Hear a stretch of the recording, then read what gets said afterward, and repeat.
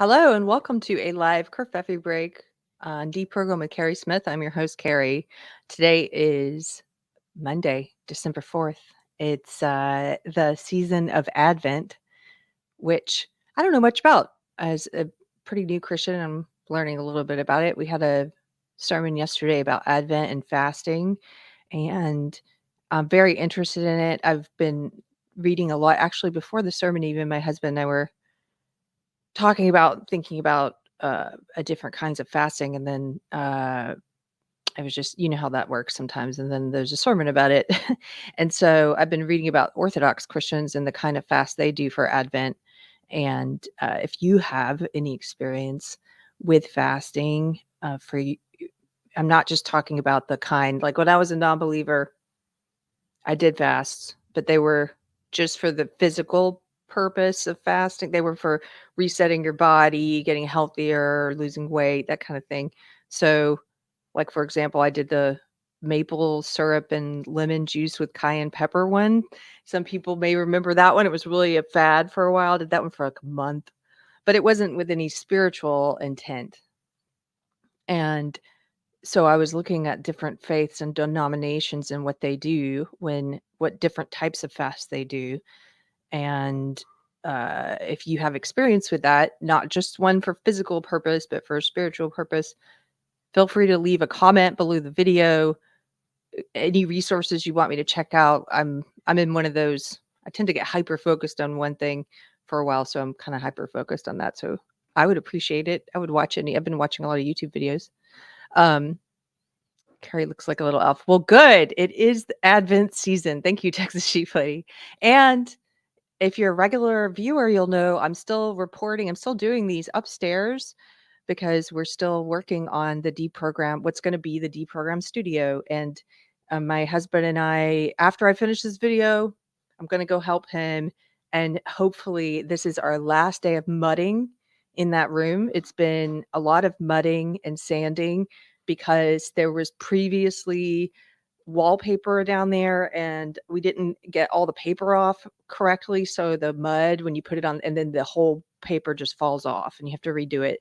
And then there's also portions that we had to sheetrock that were where we had removed things, like removed a chimney, removed a door. And so that is different. The mudding on that goes on differently. And it's just been a lot of mudding and sanding. So anyway, today's the last day of mudding. Hopefully by the new year, we'll be in this new studio. I'm very excited about it. And yeah, it's a lot of work until then. So mud by your man, says Rib. Hi, Rib. Yes, I posted a picture of some of our renovation work progress, and someone pointed out we have his and her ladders. We do. Yeah. Okay. Hey, Kieran. Hello, sir. Good to see Kieran White here. Hello, and Merry Christmas season. Happy Advent season. Okay. Therese is here. I'm knitting socks and making tortilla chips. I love this time of year. I watched Politically Incorrect Knitters the other day. I think you were also there, Therese. There's something about this month that just feels like you're getting into, because you've already had the holidays of Thanksgiving, if you're here in the US, and you're moving into the holidays of Christmas, and it's just you've got, have a cup of coffee or cocoa and hang out with people. And so I hope you guys are enjoying it. Yeah, so we're doing a pretty heavy topic today. So I want to have some moments of levity at the end because of the heavy topic. We're going to be talking about abortion today. I feel like it's probably time to talk about it. Andrew Joyner, thank you for the super chat. Thank you for supporting the program. For £2, says satanic abortion. Is there any other kind? This is an interesting comment. And I've been thinking about that a lot today, actually. And we'll get into that. Thank you, Andrew. I have one announcement. We are doing on Wednesday at 6:00 Central, we're doing our 5th Christian panel. And we've been doing these where we discuss different films, and we've discussed a Christian perspective on masculinity, and we've done several films so far. We're going to be doing the book, The Screw Tape Letters, this Wednesday. C.S. Lewis's book, The Screw Tape Letters. It is an amazing book.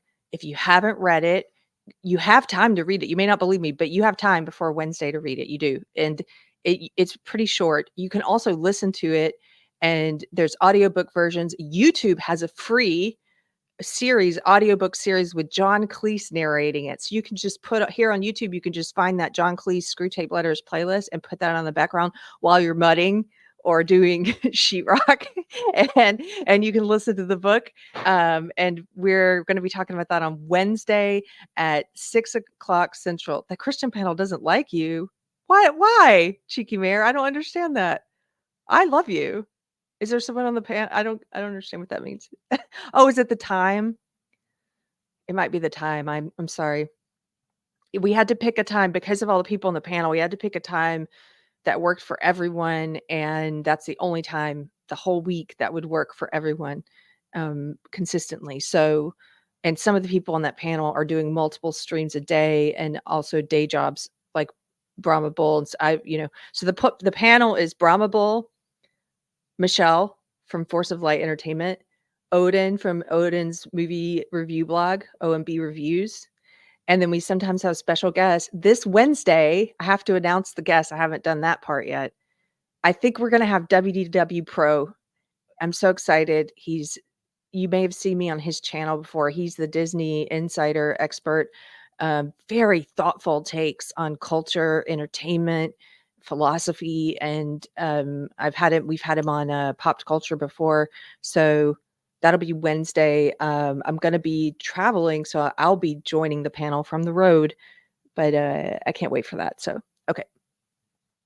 Hey, Keto and Crime, a $2 super sticker. I can't see what the sticker is. I'm sorry on my end. You'll have to, somebody else in the chat have to tell me.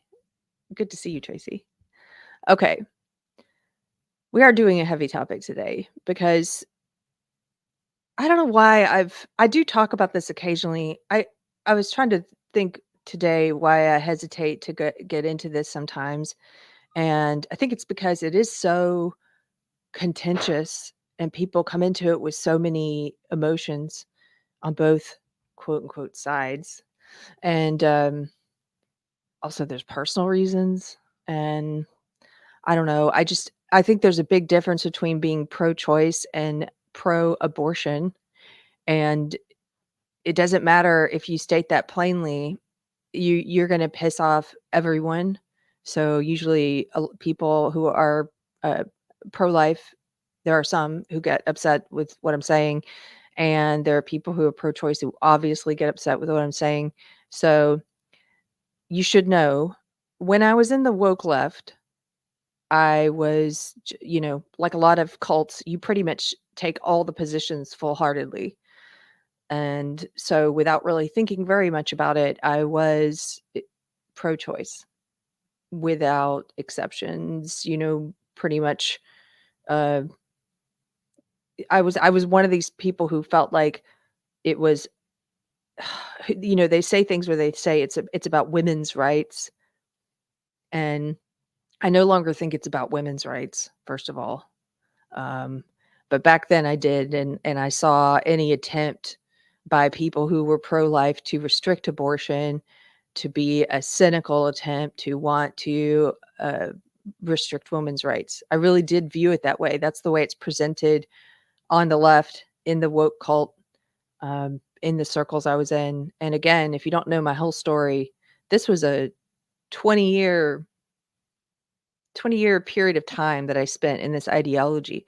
It is very cult-like. I won't go into all of it. Many people here have heard the whole story, but you get into it like with cults by progression. It's not, you don't get into it accepting every tenet of that belief system immediately. They get you into it slowly, like a boiling frog.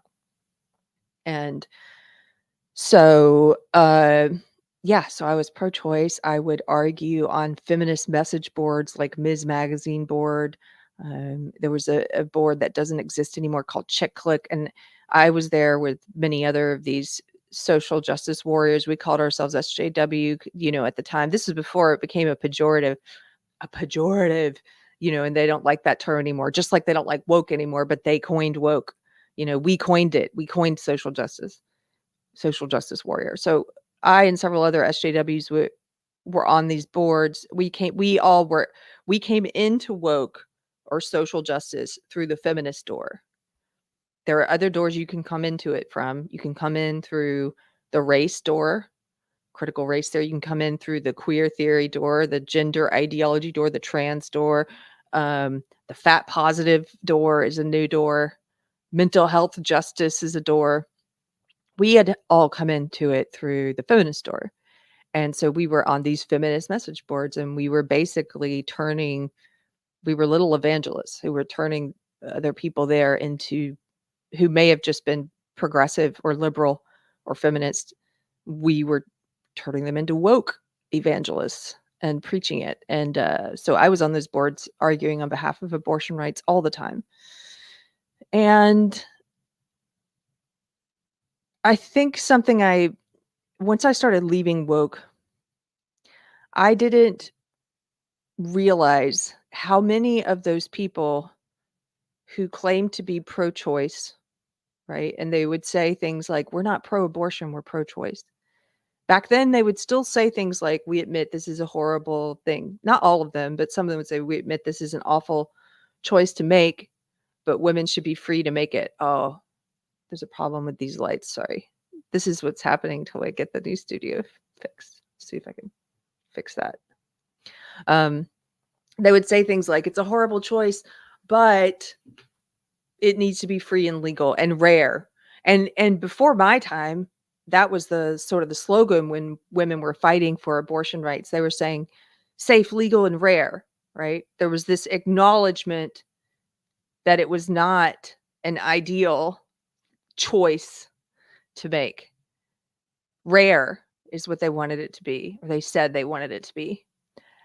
And it wasn't until I got out of social justice and woke that I really started to understand that the so-called pro-choice side was leaving that behind. They were no longer just about safe, legal, and rare. They were about suddenly shout your abortion. We're going to look at this propaganda website in a second called Shout Your Abortion that became this huge campaign, t-shirts and everything. Shout your abortion. Be proud of your abortion, they say. We need to normalize. They use that word, normalize abortion. Normalize it. They want to normalize it. So not make it rare, make it normal. They use that word. They use it. I'm not using it to describe them. That's their word. They want to normalize abortion. They believe you need to get rid of any shame and stigma that might come as a result of having an abortion. I don't agree with that anymore. And the pro-choice side in the years, I started leaving woke in 2016, 2017. And around that time and after that time, I started to see it became just like a lot of the woke, different parts of the woke ideology, the feminist part or specifically the abortion part became it went into overdrive. And you started seeing late night hosts do these celebrations of abortion. And you started seeing celebrities during acceptance speeches say they were glad they had all those abortions because they couldn't have won this award without them. And it became this, I started to see, maybe it had always been this way and I just hadn't seen it. Or maybe it was getting worse, or maybe like most things, it was a little of both. But I started to see that it wasn't about keeping something safe and legal for pro-choice reasons, for bodily autonomy reasons, but wanting it to be rare because you acknowledge it's something awful. It wasn't about that anymore. It was about being proud of abortions and treating them like they were nothing and treating it like you weren't ending a human life and pretending. I started to see young women who were either pretending or actually believe and will say with a straight face, the same way they'll say a man is a woman with a straight face, they'll say with a straight face, it's not a human life. It is. That's factual. That doesn't make any sense. It's not a human life. It is. It's still inside the woman's body, but it's a human life. It's a person. It's incredible to me that we're at a place now where that's become so common. So I started to see that developing. And then COVID. Thank you, Twee Girl. That's where I was leading up to. Twee Girl says, as we found out during COVID, this has nothing to do with bodily autonomy. Yeah. Yes. Keto and Crime. Thank you for the $20 super chat. Thank you, lady. Says, I was a pro-choice, but safe, rare, and legal was the thing. It's not about woman's choice anymore. It's about pro-convenience. There are too many options to avoid pregnancies in 95% of cases. Also, the baby has rights too. Yeah, you're where I'm at, lady, where I've been rethinking this now for several years.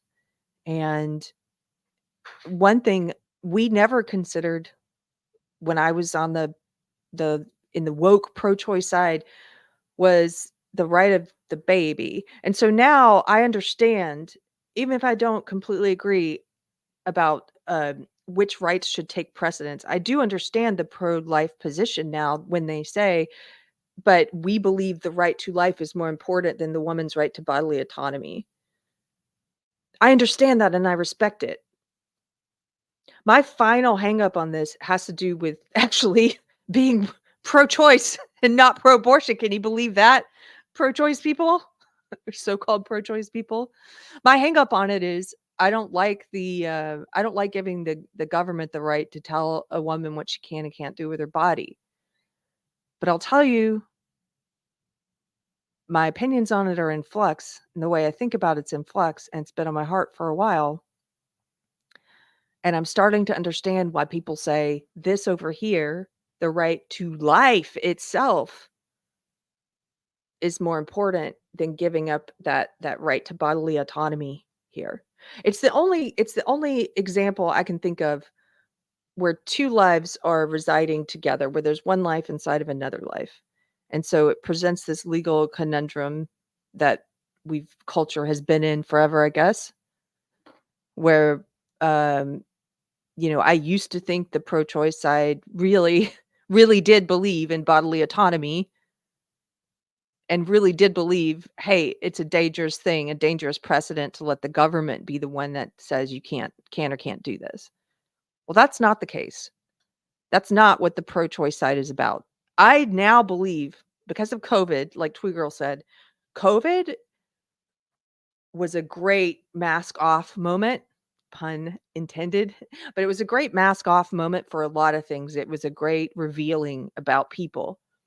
And I'm sure everyone who's listening can immediately there are people that this that come to mind because you learned a lot about people who you thought were your friends, your colleagues, your neighbors, your employers. You learned a lot about the government, about big pharma.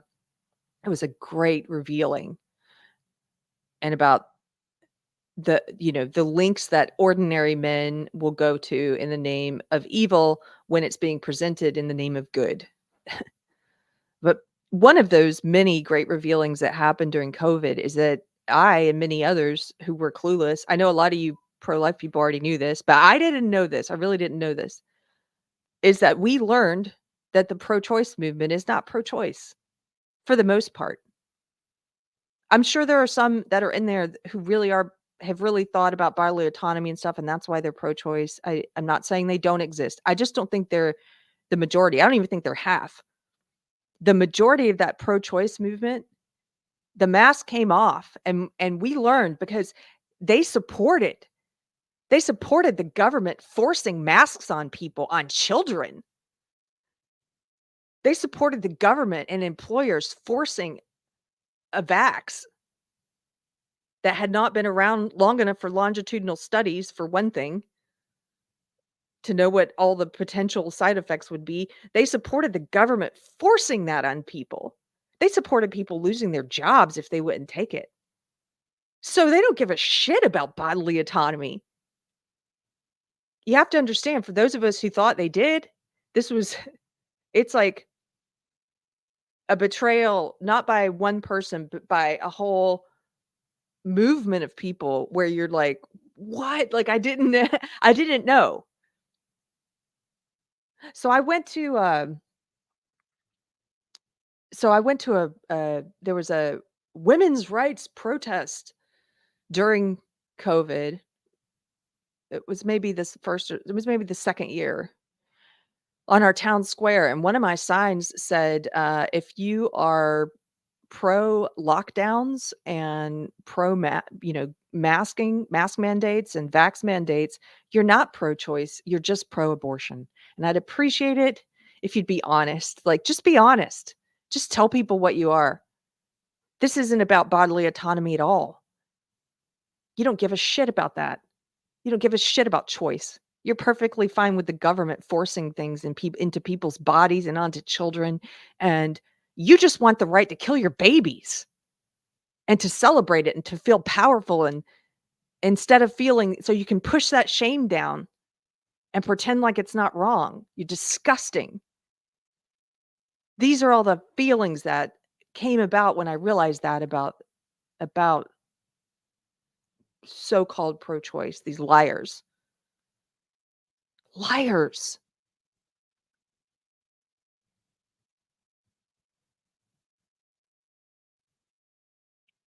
I did see a comment here, I can't find it now. Somebody said, I'm sorry, I can't find it, so I can't name you, but they said, "What about the baby? The baby has a right to bodily autonomy."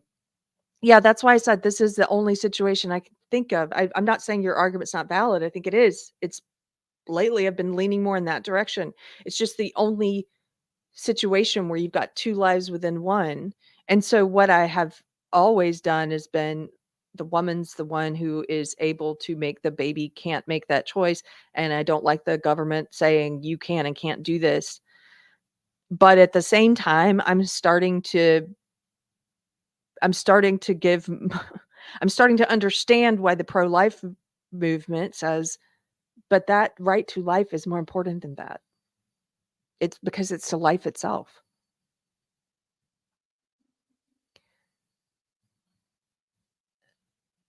Abortion is is killing.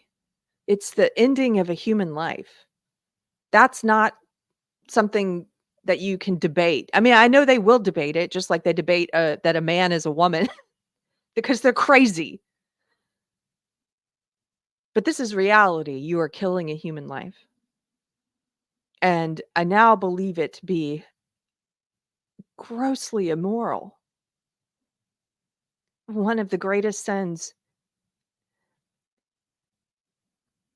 But what I have felt for the past few years is that it's more important to fight back culturally than legally. That's what I've been thinking. I'm just trying to explain to you guys where I've been. Why I haven't really touched on this issue a lot on the show. And so, to push back against the idea, this crazy idea that they have that it's not ending a human life, which is insane. Um, the same way I push back on their crazy idea that men can become women. Um, and so part of that is we have to oppose these attempts to quote unquote normalize abortion. Let me show you. I guess I should get to a couple of these links that I prepared because I did prepare a lot of things. I just hit the ground running with my thoughts, but I should show you a few of these things. Thank you so much, Squat and Pea. What a funny I remember you. What a funny name. Thank you. $20 super chat says, "I was pro-choice until I started listening to you. Long time listener." Well, lady, very nice to meet you. I bet we could have a really long conversation about all this. And you probably, being someone who's changed your mind, understand what I'm talking about when it's like trying to weigh giving the government authority versus something that I clearly believe to be immoral. But thank you very much. Thank you for the super chat. Okay, so I saw this yesterday. This is what kind of, and I've been seeing a lot of things about abortion. I'm going to show some of them, but this was kind of the straw that broke the camel's back.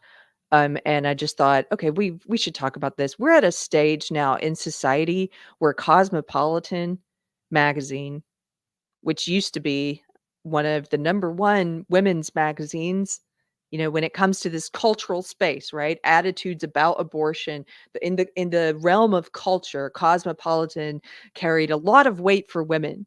And I remember, like, I saw Lady Gravemaster said something like this. I remember back when Cosmo was basically articles like, 5 different ways to make any eye color pop, like it was about fashion and makeup, and here's what they're doing now. This is from their Instagram this week. This is real. I had some people online say, "Oh, I thought there's no way this could be real," until I went to look at the link. Yes, this is real.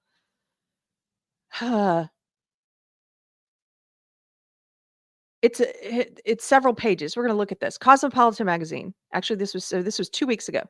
What's it like to have a satanic abortion? For Jessica, a 37-year-old mother of 3 who received abortion medication via Samuel Alito's Mom's Satanic Clinic. So there's a Mom's Satanic Clinic.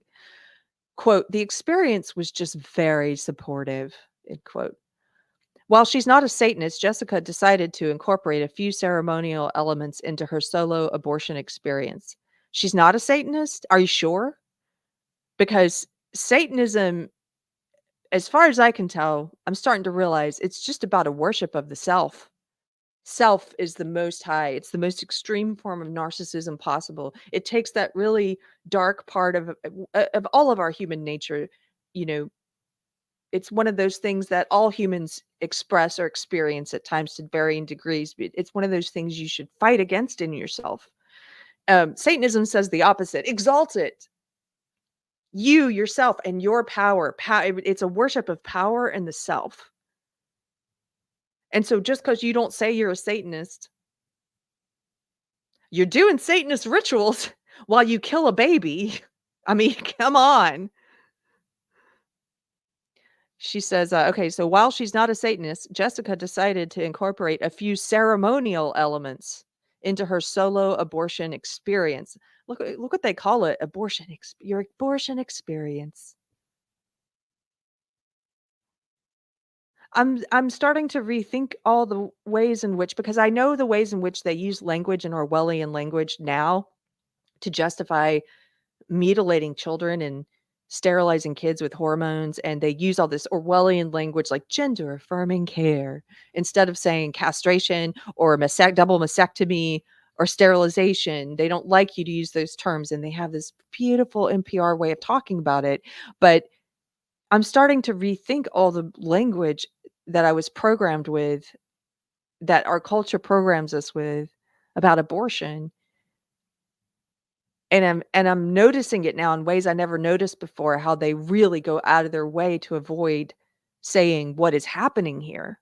What's happening in an abortion experience? You're killing your baby. It's like they don't want young women to really connect with what they're doing.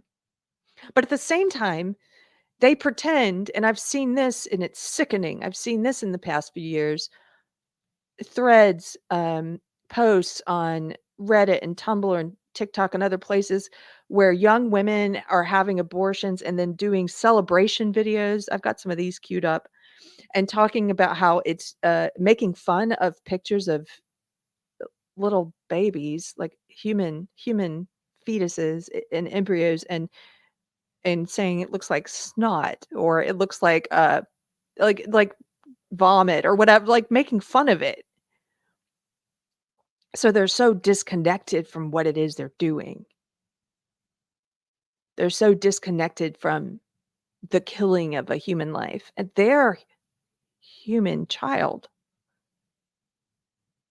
And the abortion industry, the pro-abortion side, I no longer wanna call it the pro-choice side, because I don't believe the majority of the people in it are pro-choice. I think they're pro-abortion.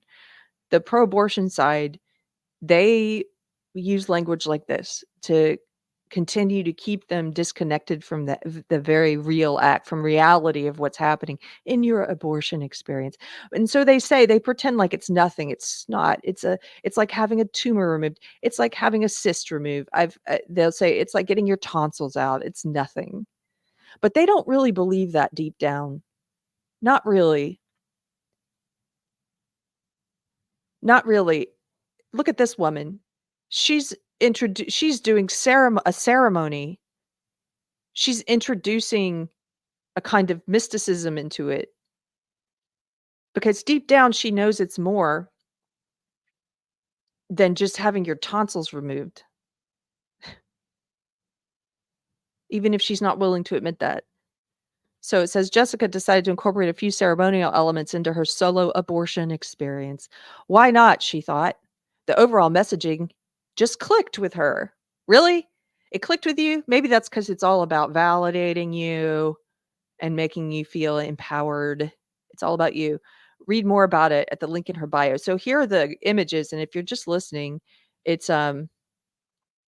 it's a picture of a woman looking at her own reflection in a shard of a mirror shard that's broken. I mean, pretty disturbing looking at one eye. And it says, "So how?" This is Cosmopolitan 2023, guys. Do you remember again, just let me say, do you remember when it was about, like, what fall fashions you're gonna be wearing? And now it's like how to have a satanic abortion. This is totally mask off. This gets to that very first super chat today when he said, "Isn't every abortion satanic?" Yeah, well, I'm starting to think, yes, it is killing your baby. It is evil, it is immoral, and now they're just kind of not afraid to say that. They don't even bother saying make it rare anymore, like, as we pointed out. So anyway, so how does a satanic abortion ceremony even work? Patients of all faiths are welcome at Samuel Alito's Mom's Satanic Abortion Clinic in New Mexico. Along with medical counsel, TST offers free ceremonial support to everyone. Abortion ceremonies are totally optional and customizable.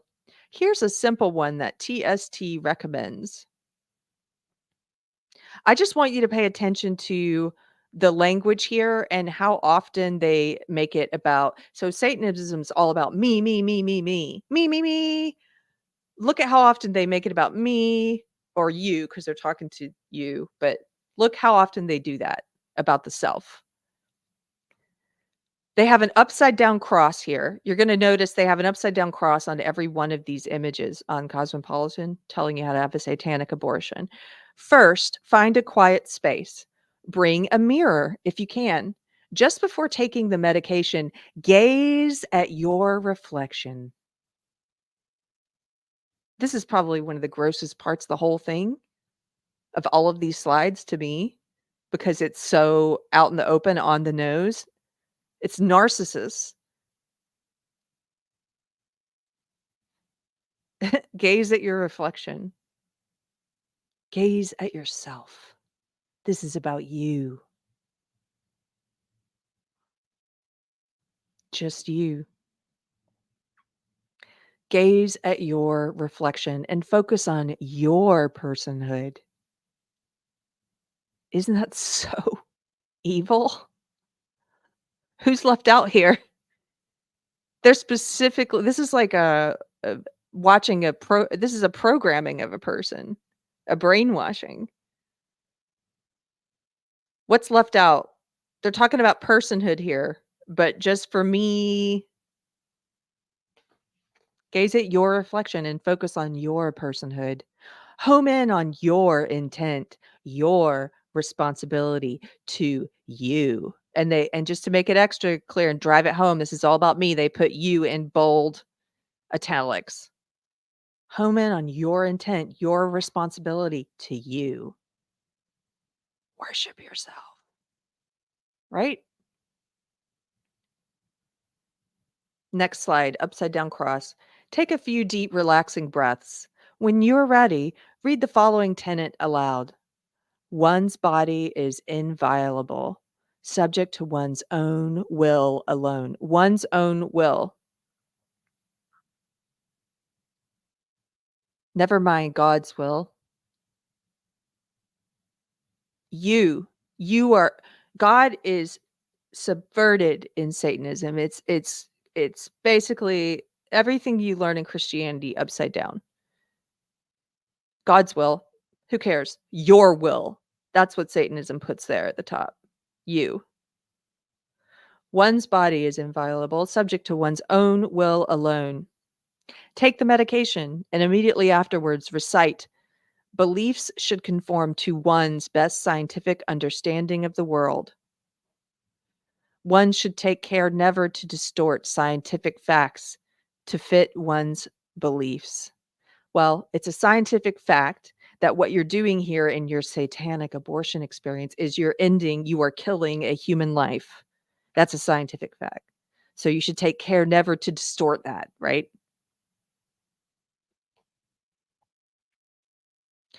Later, once the procedure is complete, return to your reflection. Come back to yourself. Focus again on your personhood, your power. Power. They worship power, just like social justice. Social justice worships power. It's built around power. Focus again on your personhood, your power in making this decision. Complete the ritual by reciting a personal affirmation by my body, my blood, by my will, it is done. Funny to me that this woman they're mentioning, Jessica, is like, I'm not a Satanist, but I just decided to do this Satan ritual. But it doesn't mean anything. I'm not a Satanist.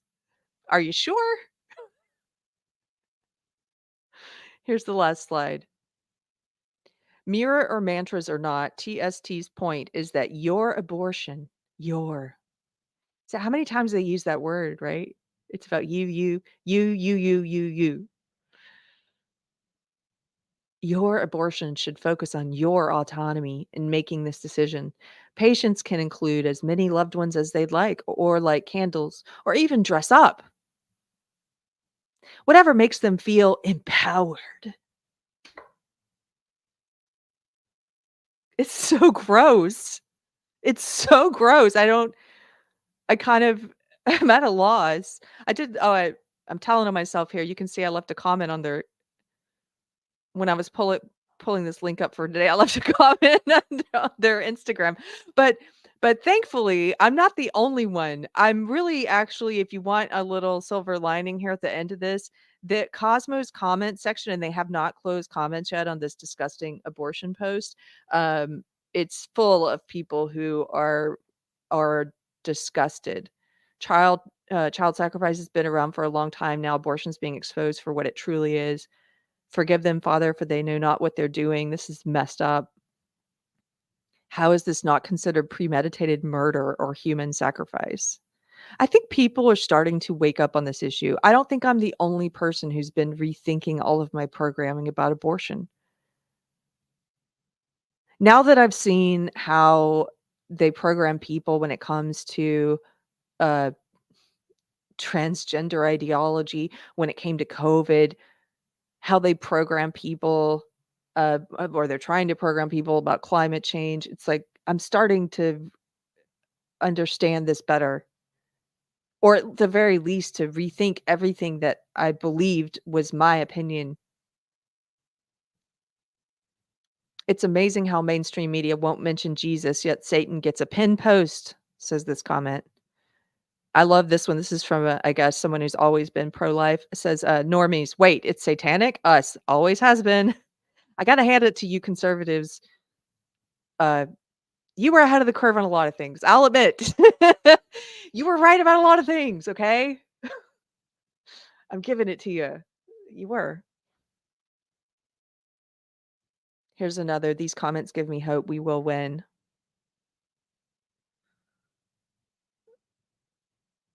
So glad I stopped reading your shitty magazine when my frontal lobe fully developed. Anyway, okay, well, I'm gonna stop reading these comments. If you would like to go and leave them one, feel free. I did. Uh, culturally, I think we have to loudly loudly call this out and disagree with it. And I've been very not as vocal on this issue as I have been on, obviously on other parts of woke, like transitioning children. And part of that's because my opinions have been in flux, and I've been thinking about it for a long time. And I think I need to start talking about it more. I'm going to show you another link.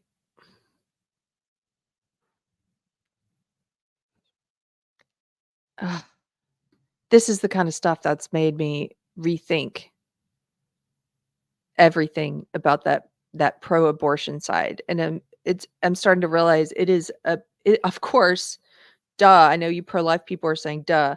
It's a propaganda campaign. It's absolute propaganda campaign with the intent not of making abortion rare, but of pushing more young women into the choice of abortion. So this is, as I said, there have been a lot of these disturbing Twitter videos. This is a trend now, just like the trans twin trend, where you have all these young women and young people doing TikTok videos and where they're celebrating their abortion. So I've pulled up a Twitter thread here from Natalie Jean Beisner, and she just included a few of these. So we're gonna watch them on her thread. They put this to music. So I'm gonna turn this on. Actually, just for a second, because I don't want to get a strike for this demon's music. um, if you're just listening, that's the kind of music she's playing. And this is a woman who is dancing on TikTok to this song. And she says, "My fetus dancing right before it was aborted." That's the text on the screen. This is my fetus dancing right before it was aborted.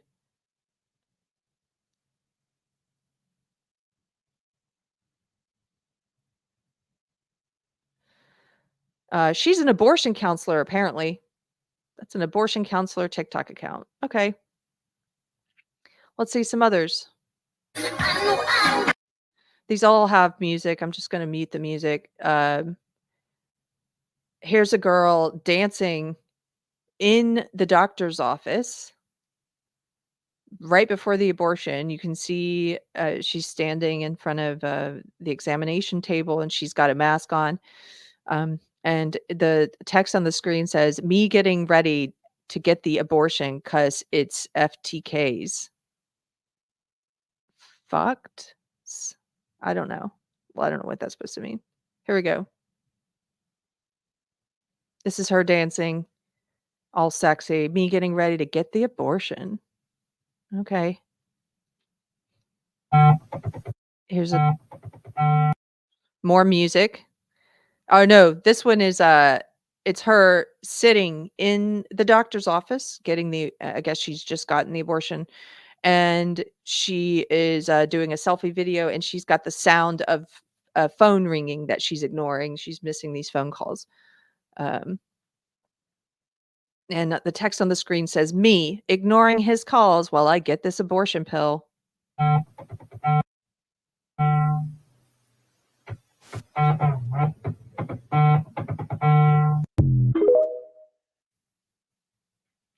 Okay. Here's a picture. Behind every successful woman is sometimes an abortion, it says. Here's a video.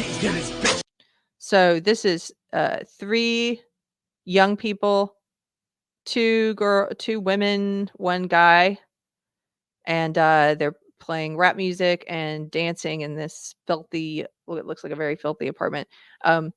POV, "Yo sister got an abortion, so we had to celebrate." And yeah, now we're gonna watch them dance. They're celebrating dancing. There you go. Okay, I'm gonna stop sharing those. I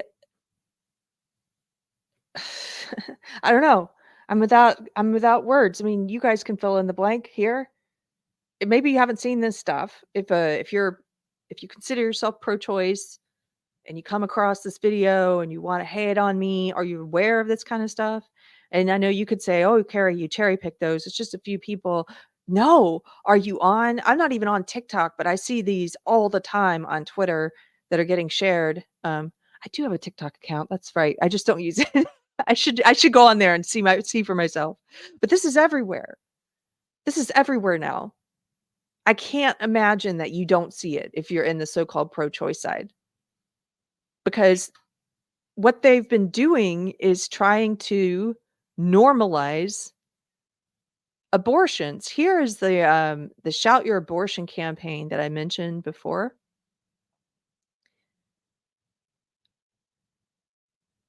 So here on their website, Shout Your Abortion, we will aid and abet abortion.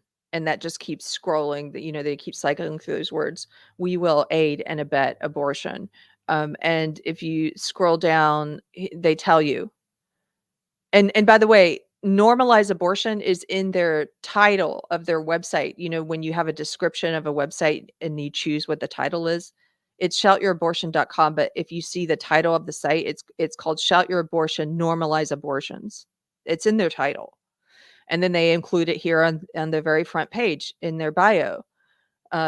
Shout Your Abortion is normalizing abortion and elevating safe paths to access regardless of legality. Shout Your Abortion makes resources, campaigns, and media. They make media. They're about changing culture. They're about fighting this war culturally. This is also why I think we need to put so much attention into the culture part of it. We need to start talking about why this is wrong, why abortion is evil. Whether you are someone who considers yourself to be in that weird area of like, but I'm pro-choice, but I know it's immoral, but I think it should be legal. I don't care. Maybe your voice is needed to reach a specific kind of person. We need to start talking about the morality of it, not just the legality. I don't know if I'm articulating this well. We have to re-shame abortion. It needs to be a shameful choice. It is a shameful choice. I saw Theo Jordan on Twitter saying, "Do they even, we do messaging around smoking, right? It's more hardcore, and I was just in Europe this year. It's more hardcore in Europe. They put pictures of all the different diseases you can get from smoking on the packages of cigarettes.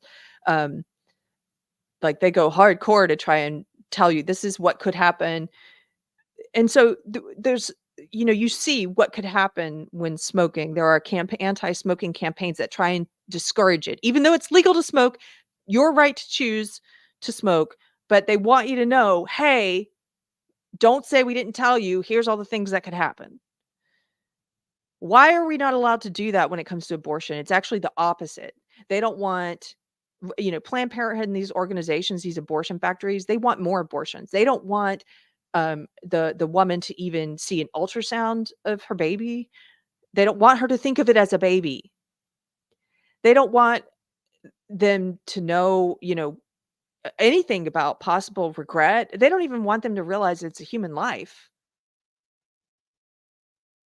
They don't want them fully informed. They say they want people fully informed. They don't. They're coercing people into making it's not a choice, into doing what they want, which is to abort. So they are fighting this culture war by look at this. They make resources, campaigns, and media intended to arm existing activists and create new ones and foster collective participation in abortion access all over the country. The Supreme Court has overturned Roe v. Wade, eliminating federal protections for abortion rights and setting the stage for abortion to be banned in half of the United States. And then they have, if there's any little ears, I apologize. This probably is not an episode they should be listening to anyway. But it says FUCK, the SCOTUS. We're doing it anyway. So they have whole sections here, learn about abortion pills, get materials. Here's, this is some of the media they create. People can purchase this and go and stick these posters up and these stickers up, find resources on where to get abortion pills, t-shirts. I will aid and abet abortion. All here's a t-shirt. Everyone knows I had an abortion. Shout your abortion. They've been steadily changing the culture for decades now. That's why we're at the place we're at now, where Cosmopolitan can do a Instagram spread about how to have a satanic ritual, a satanic abortion. I mean, they're basically saying, "Here, we're gonna show you how to do a ritualistic child sacrifice to Satan." In Cosmopolitan magazine, it's totally fine because it's 2023 and we don't have any shame about this anymore. We don't have to pretend anymore that we want it to be rare. I think it's hard to imagine that there are people that are this evil and that it's this intentional desire to push people into this, but it's true. There are people this evil.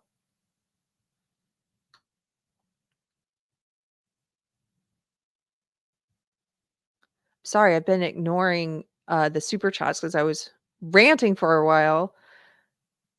Keto and Crime, thank you again, lady. $5 super chat says Planned Parenthood abortion was a tool of eugenics. Yes, it was. They were strategically placed in minority areas. Yeah. They always it's so funny, right? How the woke always talk about, systemic oppression and systemic racism and, the system targeting more vulnerable, quote, unquote, "vulnerable populations" like Black people. Well, what's one of the biggest that they ignore? Abortion. They also ignore the push against the Second Amendment and how that affects Black people, but yeah, they completely ignore how this was born out of eugenics and a desire by racist white people for there to be fewer Black babies. Look up look up Margaret Sanger. I didn't feel like I needed to prepare with stuff about her because I think people mostly know, but maybe I should have. You know what? I should have, because when I was on the left, I didn't know about Margaret Sanger's background. I should have prepared. Andrew Joyner for £5. Thank you, sir. Says if you really want to make it illegal, if have to change the culture, you have to change the culture first. Politics is downstream from culture. At the moment, it is unworkable, in my opinion. Yeah, I agree with you. I understand why people are just going straight to the legal thing and trying to tackle the legality, because I do think it's not entirely cut and dry. Some culture does flow from politics or from laws, what we collectively deem to be so immoral that it's illegal. I do think that if it became illegal everywhere, it would have an impact. You would be raising generation, but they would be culturally fighting back against it constantly about how oppressive it was to women. So I think you're right, though. The majority of it flows in the direction of culture to politics, culture to law. And so we have to change that culture. And one silver lining of it being so disgusting now with, satanic abortion rituals on Cosmopolitan magazine and TikTokers doing celebratory dances about their abortion. One silver lining of that is that it's so disturbing to people in the middle. It's so disturbing to normies or people who just had no clue, or people like me who spent the majority of their adult life in the pro-choice movement and had no clue that it was about being pro-abortion and not pro-choice.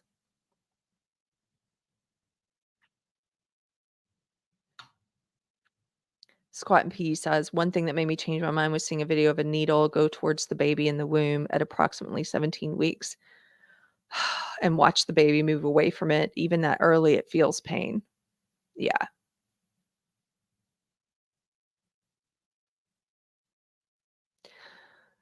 So I've talked a lot. I've talked in a previous episode about the sin. When I was a non-believer, I think it was in the episode about gosh, that awful guy in Alabama, Bubba Copeland, the one that the media is trying to turn into a hero, the pastor and mayor who was making all kinds of trans porn and posting images of children and women from his town. That guy. Uh, who the media is trying to lionize and turn into this, innocent trans woman.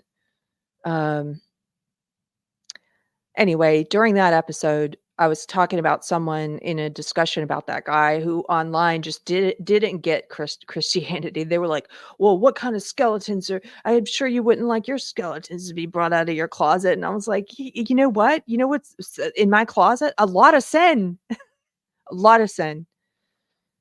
Um, and I think I mentioned in that episode I did mention some of that because that was an episode about porn. Um, this is a long build up to say I've had an abortion, okay? I'm deeply ashamed about it. I don't think I've ever said it in a video before. I was thinking about it beforehand,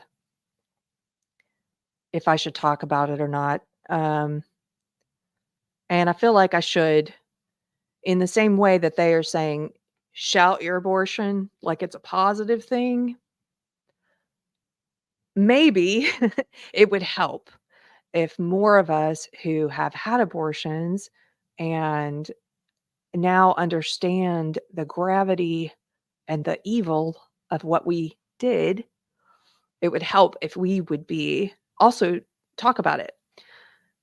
You're not going to get sympathy from either side because there are a lot of conservatives who are like, well, good. You learned your lesson. I know not people in the deprogrammed world and chat, I know, but I've seen this before to other women, you know, where there is no redemption in some there's God has redemption. God has forgiven me. I'm not worried about that. But I'm saying it's hard for there are not enough women talking about this and talking about regret and talking about shame and that it is murder because I think they're afraid of getting negative comments from the conservative side and also from the leftists, because of course the leftists are they're gonna treat you like they do detransitioners. Like, how dare you have an abortion and then say you wish you had not, right? Um, and so because women are afraid to talk about it and say they regret it, right? Then it's like, who's talking to these young girls, these young women who are choosing this? If I could talk to a younger version of myself, I know what I would say to her, right? I don't know if she would listen. She's pretty arrogant. Uh, but anyway, this is why this has been kind of a rambly episode. I wasn't even sure if I was going to talk about this on this, but I kind of feel like if I didn't, I would be lying by omission by not saying this to you guys. So, yeah, there you go. There's that thing that I did. It is murder. And there's also gosh, there's also the fear that people on the left will hear it and they'll say, "Well, you just think it's murder because you personally regret it." That's not actually true. I didn't regret it until I started to understand it as murder. I know they won't believe that and they'll say, "Well, you just always regretted it and now that's why you had one and now you don't want other people to be able to and no. I was like a lot of these leftist women. I didn't think very much about it for a very long time, and then I saw, much like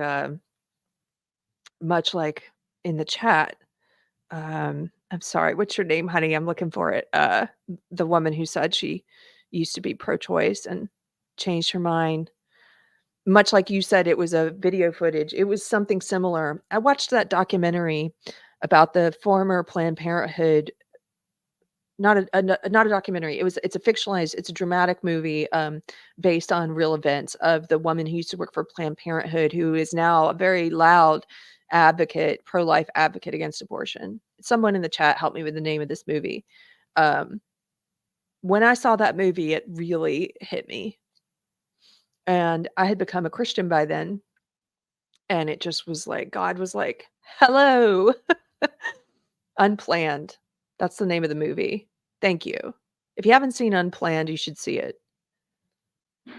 And so that was when I was like, yeah, I came to grips with a very, emotional time of realizing what I had done. So it's not just because I regretted it all my whole life and that's why I think it's murder. No, I realized it was murder. And that's when the regret came.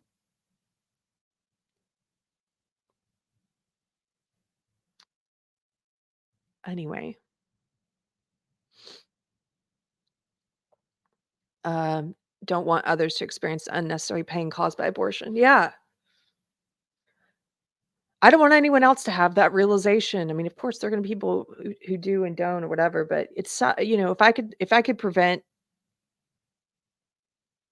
younger me from doing that evil act, I would. And from having that epiphany, that realization, that deep, shame of realizing what you've done and how you've written it off for so long as nothing, like getting your tonsils out, right? Anyway. Okay. I don't know what to do after getting emotional. I'm kind of feeling like I should just shelf the show now. Let's shelf the show.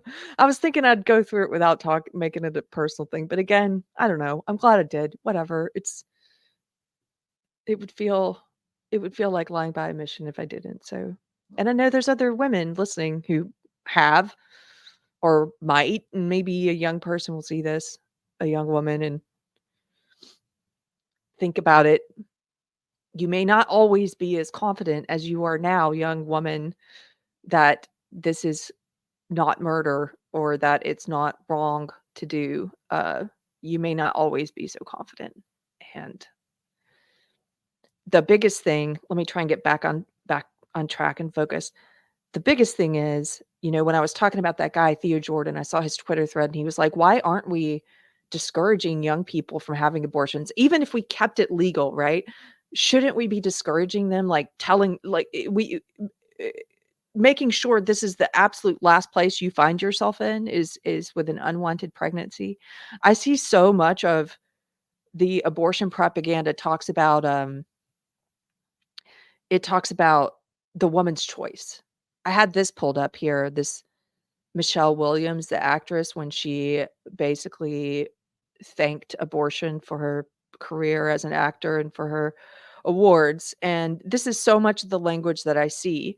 She said, I wouldn't have been able to do this, get her statue, right? I wouldn't have been able to do this without employing a woman's right to choose when to have my children and with whom, and when I felt supported and able to balance our lives, knowing as all mothers know the scales must and will tip towards our children, except for the child that or children that you killed. It doesn't tip towards them. It tips towards you. It's like society is living under this mass delusion that this is not murdering babies. Michelle Williams is part of that delusion. I was part of that delusion where they're separated from what is actually happening. Just like with the transing kids issue and pretending that boys can be girls, separated from like deep reality. Reality will come back and hit you in the face later. You will pay. There will be consequences for denying reality. I have felt consequences for denying reality. But one of the things she says there that's common in all the languages, woman's right to choose, right? I used to think, when I was in the pro-choice side or whatever on the left, in the woke left, I would think, all these buzzwords that conservatives use about, how you have a right to choose before you get pregnant, and they don't understand the realities. And like, no, they're right. We need to get back to explaining to young women, you have a responsibility. If you are going to have sex, you have a responsibility to have safe sex if you don't want to be pregnant. Why would you ever want to be in the situation of having to choose that? You had many choices leading up to the pregnancy, and they always go to the outliers to try and justify the norm. They try and go to the outliers like rape, which is so statistically small. Um, they try and go to outliers like a broken condom, and these are so statistically small to justify this whole culture of convenience or that they've built around abortion, and it's not true. Don't let them in arguments. I don't let them do that anymore. I don't let them talk about, but, we have to do this because of rape. It's like, I'm not let's set the outlier aside for a minute. Let's talk about the bulk of the abortions. Let's talk about the girls, the what young women we saw dancing, being encouraged by this culture and this society to dance and celebrate abortion. Let's talk about that. That's not as a result of rape or a condom breaking or what. They completely avoided responsibility for getting pregnant. They completely avoided it. They didn't even try. They didn't even try. People are using abortion, the killing of a baby, they're using that as birth control. Like it's no big deal. And the more that we let these organizations like Shot Your Abortion normalize abortion, the more we let them do that, the more young women view it as nothing. It's evil. Yes, Robert, murder justified by statistical anomalies. Yes. They always go to that extreme. Just like, there's not a lot of analogies here to what they do in the trans debate. You'll notice in a debate, they'll go to intersex, which is like 0.0001% of people. So they'll go, but what about intersex people? So-called intersex people. By the way, intersex people are still male or female. They still have male or female chromosomes. But they'll go to intersex people and try and use those to justify what they want to do here with this whole bulk of so-called trans who are not intersex people, who do not have a genetic mutation. They do the same thing with abortion. They never want to talk about the bulk, like the meat of the issue. You cannot base policy on outliers. It's a recipe for disaster, but we see that all the time now. Yeah, we do. We do. I saw somebody on Twitter today talking about how, I think it might have been also Theo Jordan. I was reading through his timeline. He was saying, this in schools, remember when they would ban all peanut butter and everything if one child had a peanut allergy? And then they started things like, oh, they'll ban holiday celebrations if one child doesn't celebrate that holiday. Like they get rid of it for everyone. It's pretty similar. They're like, for the outlier, let's do this.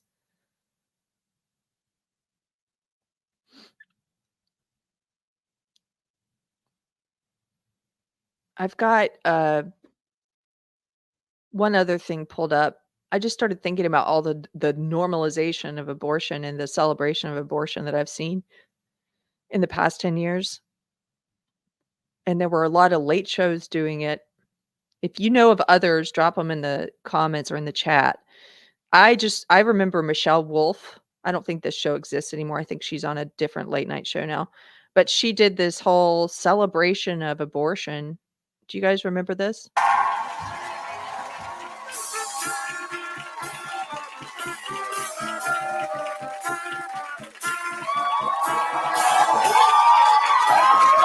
Again, we're talking about a woman making the awful decision to kill her baby. Abortion,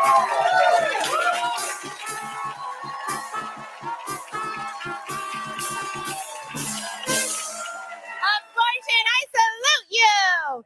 Women, if you need an abortion, get one! If you want an abortion, get one! If you're not pregnant but you think you eventually might be and want to order a future abortion, get one! If you're pregnant and you want to be pregnant, don't get one!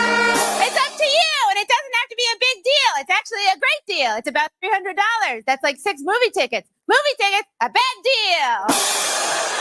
And women, don't forget, you have the power to give life, and men will try to control that. Don't let them. God bless them. See how they bury it? They pretend it's about feminism and women's rights. It's not. But if you do that, if you pretend that, then women feel like, oh, they get that they get on that high that social justice warriors get on when they're like, I'm fighting oppression, and it's this, oh, my abort. They can convince themselves of this delusion of like, my abortion is just fighting. I'm a part of fighting the patriarchy. I'm not going to let men control me. It's not about men or women. Even if you're one of the people who believes it should remain legal in certain circumstances because of fear of that government control coming in because of bodily autonomy, it's still not a woman's issue. I don't buy that anymore. It's just a person's issue. It happens to be women who are the ones who can give birth, but it's about the government and the individual. That's what that bodily autonomy issue is about. And I guess that's why, because they convinced all these young girls that bodily autonomy is a women's rights thing. I guess that's why they didn't give a shit when bodily autonomy was being threatened by the government during COVID. They didn't care because they couldn't understand. That's not bodily autonomy. We understand bodily autonomy to be a woman's rights thing. It's not. But gosh, it makes them feel like victims, right? Don't let a man control you, she says. Power to give life, and men will try to control that. Don't let them.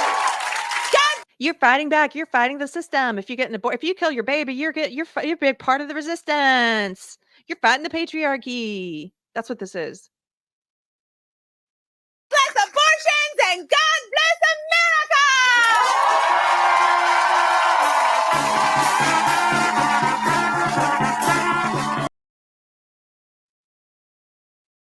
I have started to think of all abortion, to get back to that comment at the very beginning, the super chat. Thank you. I think it was from Andrew about how aren't all abortions satanic. I have started to think of them all as satanic. Yes. As evil. Yes.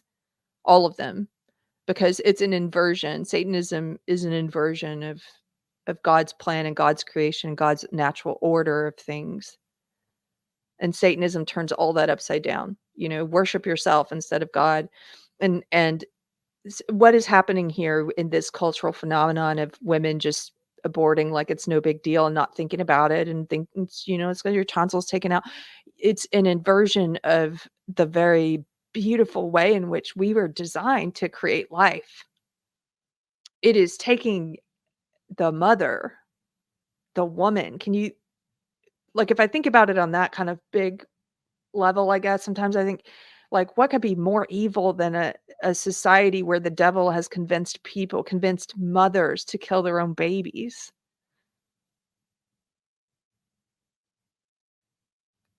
It's just, I don't know, it's just a completely upside down.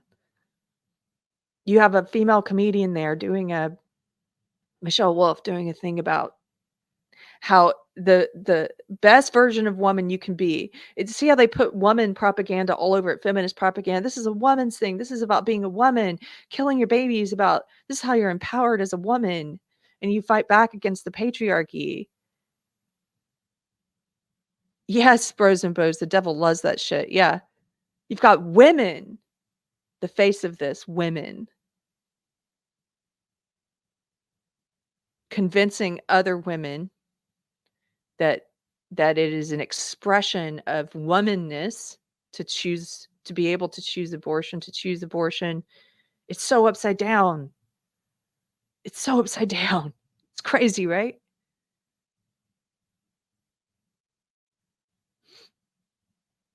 It's pretty crazy. Therese, this is feminism. Yeah. So after I left woke, I continued to call myself a feminist. I still thought of myself as a feminist for a while. I just thought it had been corrupted by woke, but I am no longer a part of that tent. I did have a joke. I did have a fake. I had a fake organization called, when I first left woke, it was called Feminists Against Feminism. I still think that's funny. I might put that on a shirt. It's still something funny about that. But, no, I'm not a feminist anymore. AD Victorium. Wait until we get a society that has artificial wombs. They're doing everything they can to erase our humanity. Yes, they are.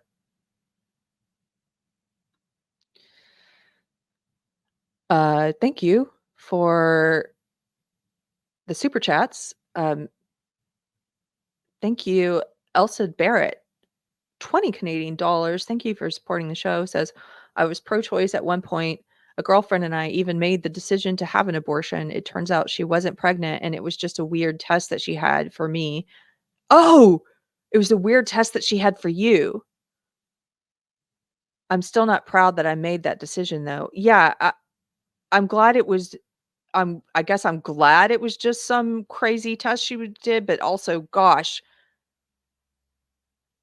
are you still with that girlfriend? Because that's a really terrible thing to do to your partner. I'm very sorry that happened to you also, to lie about that, something like that. Awful.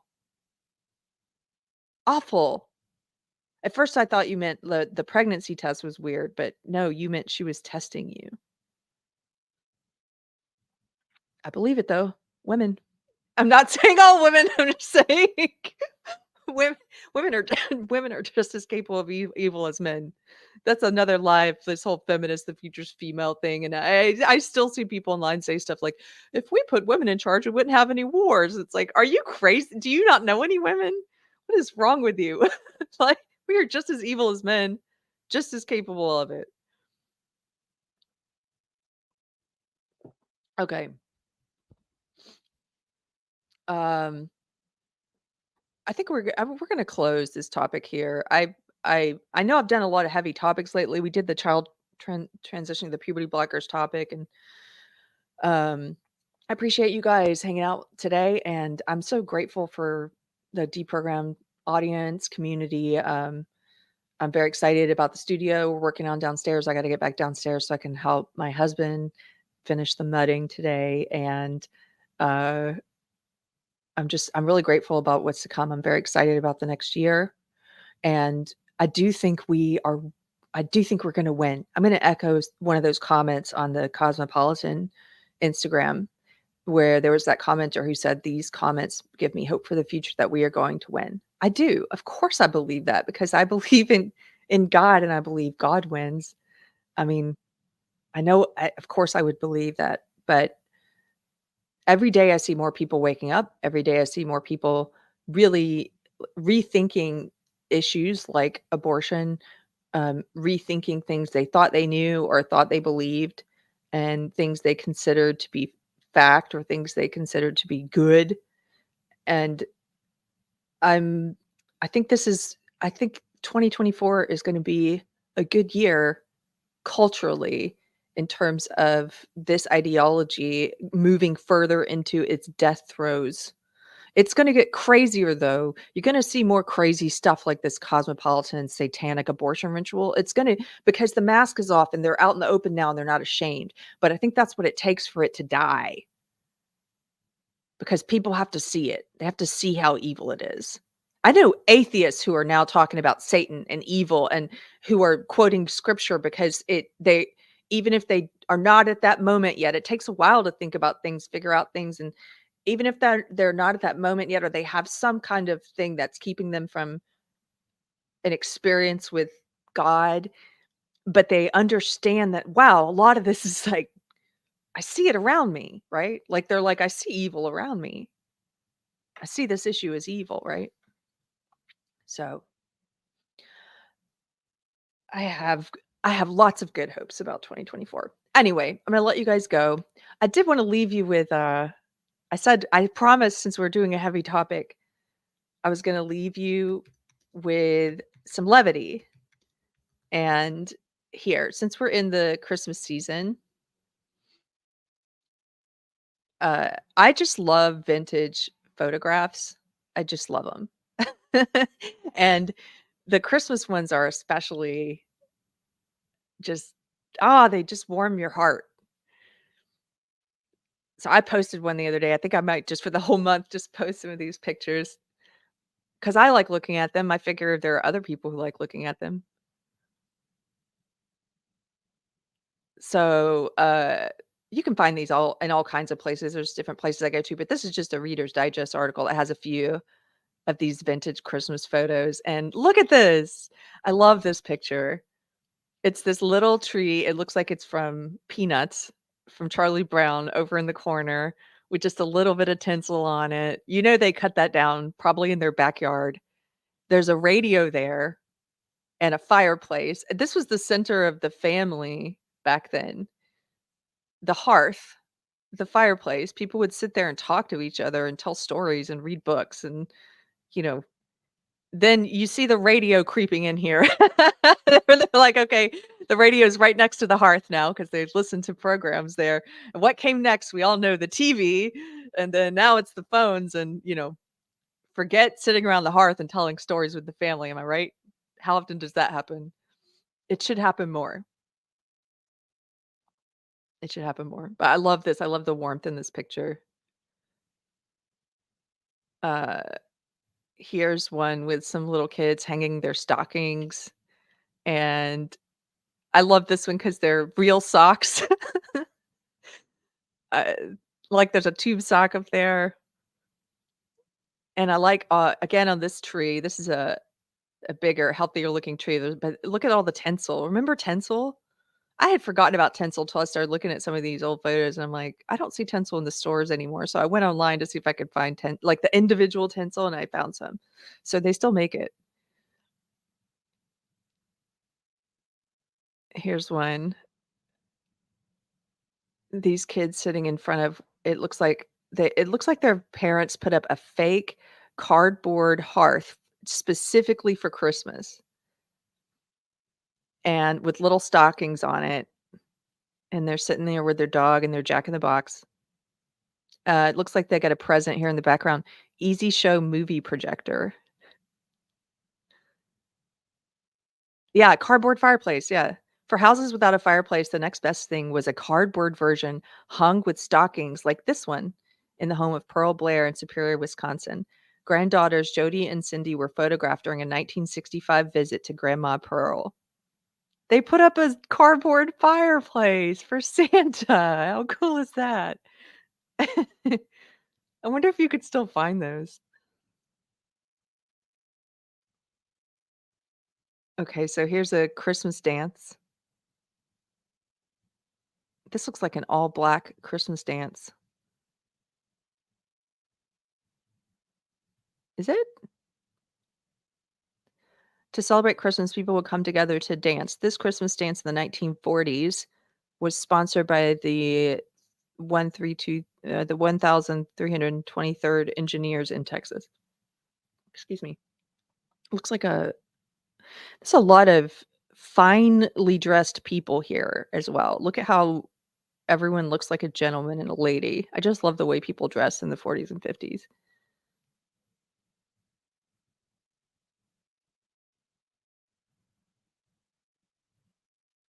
This is a picture of a doll for an orphan in 1953.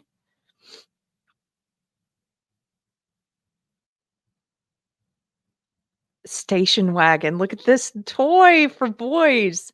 This is back when they made children's toys out of metal. Before everything got was plastic. This was like it looked like a real car, in a way. And there's the tree with tinsel, of course. I like to go to the antique shops. They have sometimes you can find a deal, a bargain where somebody has just unloaded a bunch of old Christmas ornaments. You can find some of these, what were they called? The Shine Brights or something, that brand of ornaments, the old ornaments.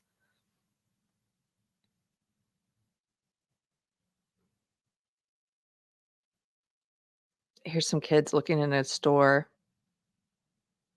at a nativity scene.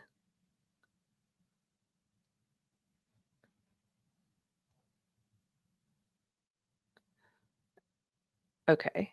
I'll have to stop. I could so that I could spend all day looking at old pictures. I don't even just the way people dress and everything is so It's cool. Okay, we'll stop here. Just a little bit of Christmas cheer at the end of Deprogrammed, at the end of a very heavy subject on KerfefeBreak. Radio flyer sled, says Rob Rascal. Yeah, big wheels. Janice Ridgway says, remembering grandparents only allowing us 3 pieces of tinsel at a time so we wouldn't put it on in clumps. Yes, Janice. We were doing that also in the 80s. We had tinsel. Did you guys ever do the where you actually pop the popcorn and string it with string? We did that, not always, but we did that at least once. They do that in one of my favorite Christmas movies, which is Dolly Parton's Smoky Mountain Christmas. They make a lot of the ornaments out of popcorn. Okay, I hope you have a beautiful Advent season. Oh, sorry, I missed a couple super chats. Thank you, Mark, for $5. He says, God love you, Keri. Do you know Silent No More, women who had abortion, now pro-life speakers, or Sisters for Life? I don't. Thank you. Let me just write that down. I will check them out. I don't think I know them. And Sisters for Life. Because I think that's what we need, is more women doing that. So I appreciate that, Mark. And your average Patriot Nerd super sticker for $1.99. Thank you so much. I can't tell what it is. I can't see what it is on my end. StreamYard doesn't show you. Cranberries and popcorn. Yes, that's what people strung the tree with, Texas Sheep Lady. I'm really excited. So this is just our up here while we're renovating the studio downstairs. I'm going to be streaming up here until we're done, which is just probably till the end of the year. And this is the tree I had before I met my husband, and when my little house, and I just wanted a white tree. I think because it looks like those vintage photos, and growing up, we always had the green. We always had a real tree, you know. And so, as a kid, the grass is always green on the other side. You want what you don't want, or what you don't have. And so I always wanted one of the aluminum silver trees or the white trees. And so this was the one I got for my first house. And it's just, I've had it for many years, several years now. And I just do the white tree with the blue ornaments. I love blue. It's my favorite color. And now in this big house, this is kind of small. So I just put it up here, and we're going to do our big tree downstairs once we are not doing construction in that room anymore, because we're in and out of that area. But we put it up last year down there. We have a bigger green one. It's so much fun. And like I said, I love this time of year. I hope you guys are having fun. My grandmother had one of those super hip silver tinsel trees with the moving colored light. I despised it, says Dion. I don't know about the moving colored light. I don't know what that looked like. But if you mean like those old vintage trees, I really liked them because we never had one. So Therese, I love you too. Have a great week, chat. The other thing about this time of year is, you have to watch Christmas movies, get into the spirit. And I started watching some movies that I haven't seen that are maybe like terrible. There's one that I want to watch tonight called Deck the Halls, because the cast looks amazing. I told my husband, if we have time, we have to watch this. The cast looks amazing, but because I never heard of it, it's probably awful. It's Danny DeVito and Matthew Broderick, and then several other big names as well. And it doesn't matter if it's bad. It's a Christmas movie, so I'm going to watch it. Michael Collier. Hello, Michael. I believe this is the Michael that, I believe and I'm bad with names sometimes, so correct me if I'm wrong, Michael, but I believe you're the Michael I met in Germany when we were on the road. If so, very good to see you here. Thank you for the super chat, 1999. He says, intense show. Keep up the work, and thank you for your story. Please thank Anthony for including his first album when I ordered his signed second album. I love the music. Oh my goodness. I'll have to go tell him right now. If you are who I think you are, we had such a great day hanging out with you. in Germany, and next time we come abroad, I want to do some specific. Wait, he says no. It wasn't me. Oh. Wait, you're not the guy I met in Germany. Okay. You have a similar his name's Michael and the last name starts with a C. I apologize. Anyway, I do want to do some specific meetups next time. So it's not just like inviting people to my show. I'm not that guy who says, okay, I still appreciate you buying the album. I'm gonna go let my husband know. And thank you, Michael. Robert's laughing at me. Oh, I'm in South Carolina. I remember you from the chat then. I think you've mentioned that before. That's where I'm from. Um, I love the Carolinas. I want to get back home soon. Okay. We're really gonna wrap up now. I'm doing what I did on Friday where I don't wanna finish the show because it means I have to go downstairs and mud and sand. So, I can tell that's what I'm doing. Okay, I've gotta wrap it up. Thank you. Thank you guys for hanging out.